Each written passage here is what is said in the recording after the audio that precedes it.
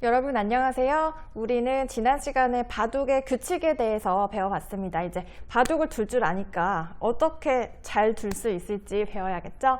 오늘은요, 돌의 행마에 대해서 공부를 해보겠습니다. 자, 우선 가장 기본적인 행마인데요. 바로 한 칸 뛰는 거예요. 이렇게 이 돌이 있을 때 한 칸으로 돌을 발걸음을 하는 겁니다. 자, 이것은 뭘까요? 두 칸이겠죠? 요것은요, 세 칸. 그런데 한 칸과 두 칸이 가장 많이 두어지는 이유, 세 칸이 별로 안 나오는 이유는 뭘까요?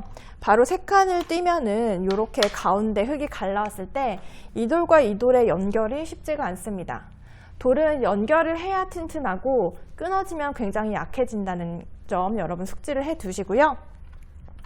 자, 그러면 한 칸, 두 칸, 세 칸 행마를 배웠습니다.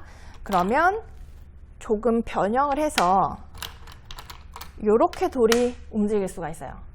이것은 뭐라고 하느냐? 날일자 행마라고 합니다. 체스에서도 이 비슷한 모양이 있죠. 나이츠 무브라고 하는데요. 바둑에서는 날일자, 한자 날일자를 써서 날일자 행마라고 합니다. 한 칸 더 가는 것은요, 눈목자 행마라고 하죠. 체스에서는 럴지 나이츠 무브라고 하는데요. 날일자와 눈목자 행마가 굉장히 인기가 좋은 그런 행마입니다. 자, 좀 더 좁혀볼게요. 이것은 절대 끊어질 일이 없어요. 정말 튼튼한 행마인데요. 입구자 행마입니다. 입구자를 써서 입구자 행마라고 하고요. 아주 시원시원한 행마죠. 이것은 밭전자 행마라고 합니다. 자, 그러면 제가 서두에서 말씀드렸다시피 바둑은 집이 많은 사람이 이기는 게임이고 집이 가장 짓기 쉬운 곳은 바둑판 위에서 귀퉁이라고 했습니다. 그래서 귀에서 먼저 시작을 한다고 했는데 귀에서 이렇게 벌어지는 일련의 과정들을 지금 방금 배운 행마와 연결시켜서 보여드릴게요. 자, 흙이 화점이 돌이 하나 있을 때 백이 이렇게 다가가는 거 뭐라고 할까요? 바로 상대방 돌에 내 돌이 다가가는 것. 그것을 걸친다 라고 합니다. 이것은 날일자 모양이죠. 그래서 날일자 걸침이고요. 흙이 받는 것은 내 돌에서 내가 굳히는 거기 때문에, 지키는 거기 때문에 날일자 굳힘이라고 합니다. 자, 그러면 이것은 뭘까요? 눈목자죠. 눈목자 걸침, 눈목자 굳힘이 되겠고요. 자, 배운 것을 한번 생각해 보세요. 이렇게 날일자 걸쳤을 때 이것을 한 칸으로 받는 거겠죠? 이것은 두 칸으로 받는 거고요. 사실 굉장히 상식적인 거기 때문에 여러분 외울 필요도 없이 그냥 받아들이시면 됩니다. 자, 그 다음에 돌이 이렇게 외롭게 딱 하나만 있다고 생각을 해보겠습니다. 그러면 바둑에 있어서는 삶과 죽음이 있다 그랬죠. 내 돌은 안정을 취해야 돼요. 살 집을 지어야 돼요. 그러면 가장 안정적인 행마는 무엇이냐? 이렇게 돌 하나가 있을 때는 바로 1, 2, 미전. 돌이 하나가 있을 때는 두 칸 벌리는 것입니다. 자, 만약에 돌이 이렇게 두 개가 쌓여 있다고 하면요, 이제는 조금 더 벌려도 돼요. 이렇게 1입 3전. 1, 2, 미전, 1입 3전. 이게 바둑 격언인데요. 두 칸이 있을 때 세 칸 두면 일단 이쪽은 내가 굉장히 안정적으로 모양을 펼쳤죠. 세 칸일 경우에는요, 3입 4전입니다. 여기까지 벌려도 돼요. 이렇게까지 벌려도 됩니다. 자, 우리 간단하게 돌의 행마에 대해서 배워봤는데요. 조금 더 욕심을 내서 이번에는 돌이 가까이 부딪혔을 때 절충을 한번 배워보도록 하겠습니다. 어떤 식으로 돌이 부딪히는지. 자, 역시 화점에 돌이 하나 있다고 가정을 하고요. 날일자 걸침을 했을 때 이런 식으로 멀찌감치 이렇게 받는다면 상대방이 굉장히 젠틀한 거예요. 하지만 처음부터 몸싸움을 원할 수가 있겠죠. 상대방이 이렇게 내 돌에 가까이 다가왔을 때 이것을 붙인다라고 하는데요. 요즘은 인공지능이 등장하면서 이런 수 예전에 많이 뒀지만 이렇게 직접적으로 상대방 돌에 바로 부딪히는 수가 굉장히 인기가 많아졌습니다. 자, 이쪽도 마찬가지로 붙이는 건데요. 자, 이것은 붙인다라고 한다는 거 기억을 해 두시고요. 자, 붙였을 때는요, 백의 응수가 몇 가지 있는데요. 가장 기본적인 것이 이렇게 젖히는 겁니다. 이렇게 상대방이 붙여왔을 때 옆으로 두는 수를 젖힌다라는 표현을 하는데요. 예를 들면 뭐 이런 모양에서 이렇게 두는 수도 젖힌다라고 합니다. 여러분 느낌이 오시나요? 젖힌다라는 개념? 예를 들면 이런 모양이 있을 때 이렇게 두는 수도 젖히는 수입니다. 자, 이것은 계속 모양을 보면 이해가 가실 거예요. 붙였을 때는 가장 무난한 응수가 젖히는 거고요. 또 다른 생각을 할 수 있는 응수 중에 하나가 이렇게 돌과 돌 사이에 끼운다라고 하는데요. 끼우는 수도 생각을 해볼 수가 있습니다. 이렇게 돌이 가만히 뻗는 것은 는다라고 하는데요. 가만히 늘 수도 있고요. 자, 그리고 이 모양에서 제가 생각이 난 게 있는데 바로 이 자리입니다. 자, 이 자리는요, 호구자리 급소라고 합니다. 호구자리가 그만큼 좋은 자리다, 급한 자리다라는 뜻인데요. 자, 호구라는 것은 호랑이 입이에요. 호랑이 입에 들어가면 어떻게 되겠어요? 잡아먹히겠죠. 바로 이 호랑이구, 호구 모양에서는 이렇게 들어가는 것은 나를 잡아주세요 라는 뜻으로 절대 들어갈 수가 없습니다. 그래서 이 모양은 굉장히 튼튼하고 쫙 펼쳐진 그런 꽃이 핀 것과 같은 그런 좋은 모양이에요. 자, 상대방이 붙였을 때 이쪽은 호구자리 급소니까 백은 가만히 늘어둬야겠죠? 는다라는 것은 뻗는다라고도 합니다.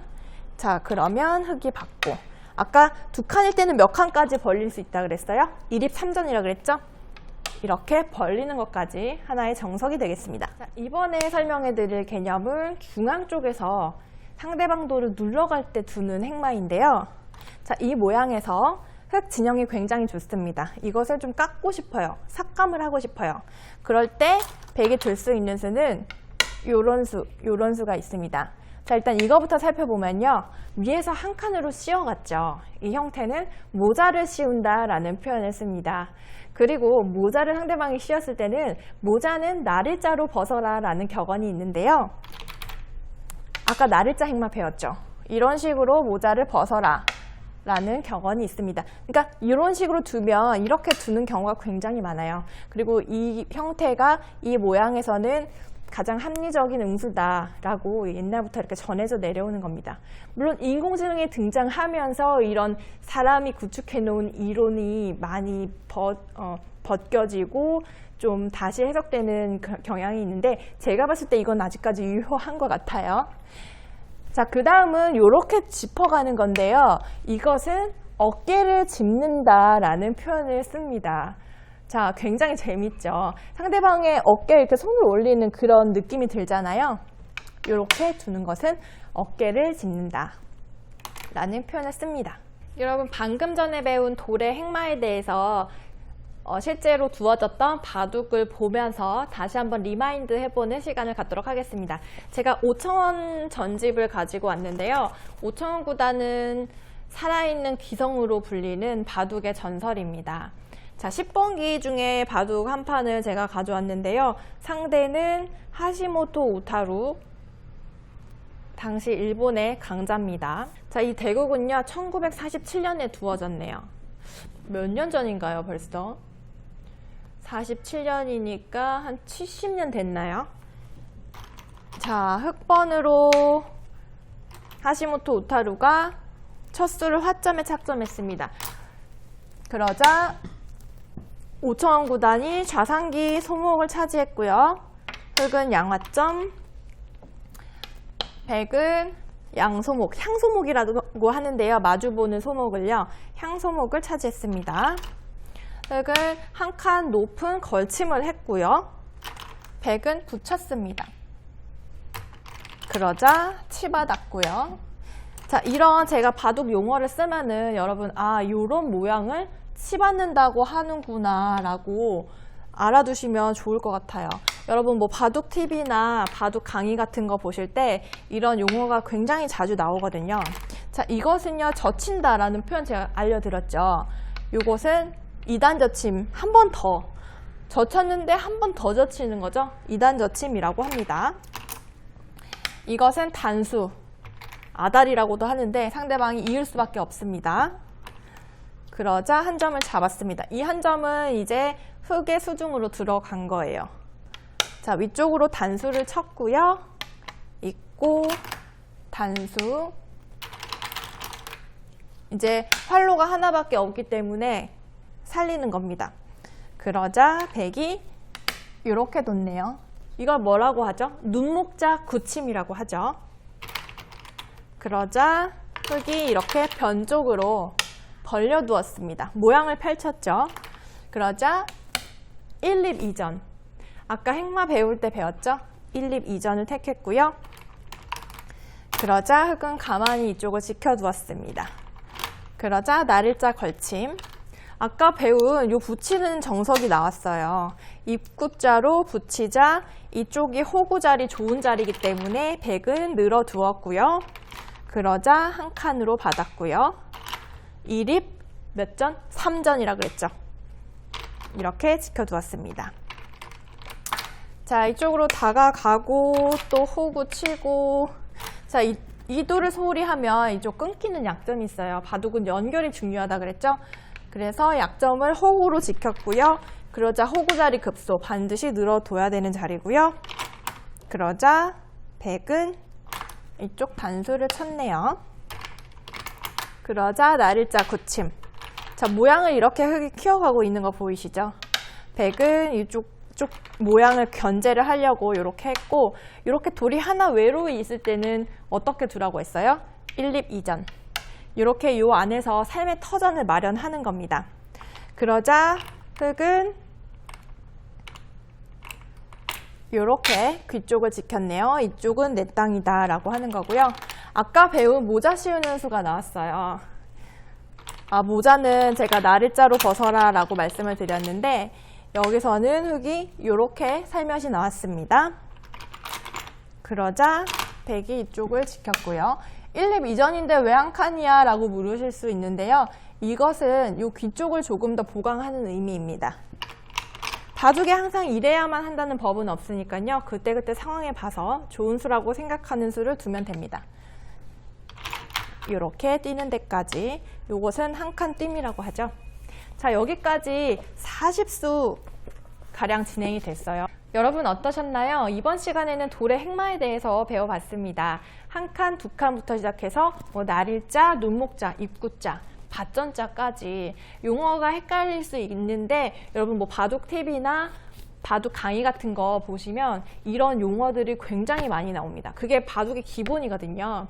오늘 배운 거 토대로 다른 거 이렇게 접해 보시면서 바둑에 좀 더 가까워지셨으면 좋겠습니다.